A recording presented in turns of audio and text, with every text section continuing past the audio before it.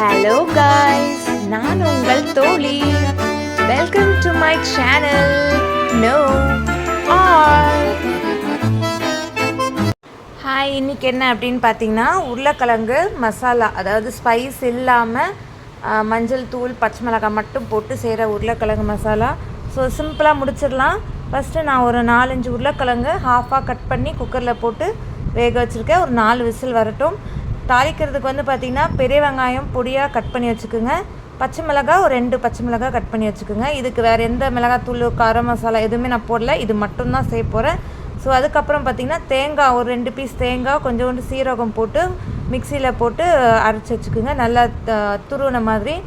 So குக்கரை நான் whistle வந்தோடனே நான் இறக்கி வச்சுட்டேன். ஸோ விசிலில் வந்து அந்த ப்ரெஷர் போயிடுச்சா அப்படின்றத செக் பண்ணி பார்க்குறேன். ப்ரெஷர் போகட்டும், வெயிட் பண்ணுவோம்.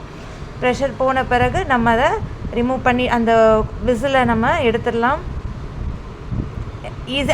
அப்போ தான் நல்லா அது வேகும். நம்ம ப்ரெஷர் நம்மளாம் அதை எடுக்கக்கூடாது இல்லையா, அதுக்கு சொன்னேன். ஸோ ப்ரெஷர் அமுங்கிடுச்சு, நான் எடுத்துட்டேன். ஸோ எடுத்துட்டு ஓப்பன் பண்ணி நல்லா வெந்துருச்சு பாருங்கள். சில உருளைக்கிழங்குல நல்லா ஸ்மாஷ் ஆகிடுச்சு. ஸோ ஆக்சுவலி பார்த்திங்கன்னா, உருளைக்கிழங்கு வந்து எப்பவுமே எது காய் கூட சேர்த்து ஒன்றா வேக வைக்காதீங்க. ஏன்னா வந்து உருளைக்கிழங்குல என்ன தான் நம்ம வாஷ் பண்ணி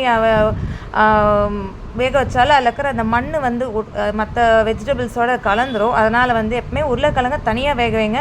தனியாக வேக வச்சு இந்த மாதிரி தட்டில் வந்து எடுத்து போட்டிங்கன்னா அப்படின்னா சீக்கிரமாக ஆறிடும். நமக்கு அவசரத்துக்கு செய்கிறதுக்கு இது ரொம்ப ஈஸியாக இருக்கும். ஸோ இதை நீங்கள் ஃபாலோ பண்ணிக்கோங்க.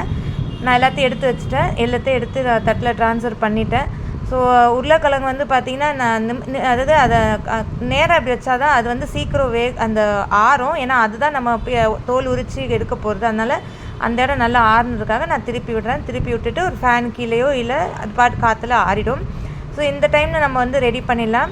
ஸோ கடாயத்தில் எண்ணெய் ஊற்றிருக்கேன். எண்ணெய் ஊற்றி கடாயை வந்து எண்ணெய் காஞ்சோடனே கடுகு சேர்க்குறேன். கடுகு சேர்த்துட்டு கடுகு கொஞ்சம் பொரிஞ்சோடனே கருவேப்பிலை சேர்க்குறேன்.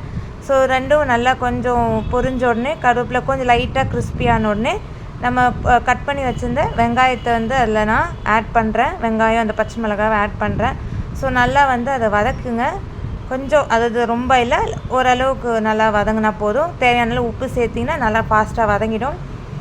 ஸோ நான் நல்லா வதக்கிட்டுருக்கேன். இந்த மாதிரி நல்லா வதக்கிட்டு நல்லா கொஞ்சம் வதங்கின ஸ்டேஜில் நம்ம என்ன பண்ணோம் அப்படின்னா, நம்ம வந்து அந்த அரைச்ச தேங்காய் சீரகம் இருக்கு இல்லையா, அதை நம்ம ஆட் பண்ணிடணும். அது கூட இந்த கலருக்கு மஞ்சள் தூள். ஏன்னா இது வந்து பார்க்கறதுக்கு எல்லோயிஷாக இருக்கும் இந்த குருமா, அதனால் வந்து மசாலா. அதனால் மஞ்சள் தூள் வந்து ஒரு ஸ்பூன் போட்டுக்குங்க. 1 ஸ்பூன் கரெக்டாக இருக்கும். தேவைப்பட்டால் இன்னும் ஒரு பிஞ்ச் போட்டுக்குங்க.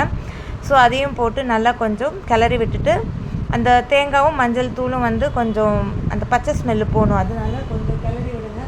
கிளறி விட்டுட்டு அதுக்கப்புறம் வந்து பார்த்திங்கன்னா, தேவையான அளவு உப்பு நான் சேர்த்துக்கிறேன். உப்பு பார்த்துக்குங்க, நிறைய போடாதீங்க, கொஞ்சம் லிமிட்டாக பார்த்து போட்டுக்குங்க.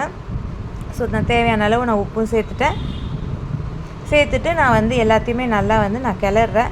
ஸோ கொஞ்சம் லைட்டாக அந்த மிக்ஸ் ஆனால் போதும், ரொம்ப ஃப்ரை ஆக வேண்டாம். லைட்டாக கிளறிட்டு ஒரு 1/4 டம்ளர் தண்ணி ஊற்றினா போதும். இது வந்து லைட்டாக ஒரு மசாலா மாதிரி தான் இருக்கும், ட்ரையாக இல்லாமல் இருக்கணுன்றதுக்காக தான் நான் ஒரு 1/4 டம்ளர் தண்ணி சேர்க்குறேன். ஸோ ஒரு 1/4 டம்ளர் தண்ணி சேர்த்துட்டு அதை கொஞ்சம் நல்லா கொதிக்க விடுங்க. லைட்டாக கொதிச்சா போதும். ஓரத்தில் நல்லா கொஞ்சம் அந்த கொதித்து வரும் பார்த்திங்களா, அந்த மாதிரி ஸ்டேஜில் அது வரட்டும். அந்த ஸ்டேஜில் வந்த உடனே நம்ம என்ன பண்ணோன்னா, உருளைக்கிழங்கு இருக்கு இல்லையா, அதை நம்ம ஆற வச்சுருப்போம் இல்லையா, அதை தோல்லாம் சீவிட்டு அதை பொடிப்படியாக கட் பண்ணி வச்சுக்கோங்க. ஸோ அது கட் பண்ணி வச்ச உருளைக்கிழங்க இப்போ நான் வந்து அதில் நான் சேர்க்குறேன். ஸோ இதில் தான் நான் சேர்த்துட்டு அதை வந்து நல்லா வந்து கிளறி விடுங்க. ஸோ கொஞ்சம் சிம்மில் வச்சுட்டு நல்லா கிளறி விட்டிங்கன்னா பாருங்கள் எவ்வளோ சூப்பராக இருக்குது பார்த்தீங்களா.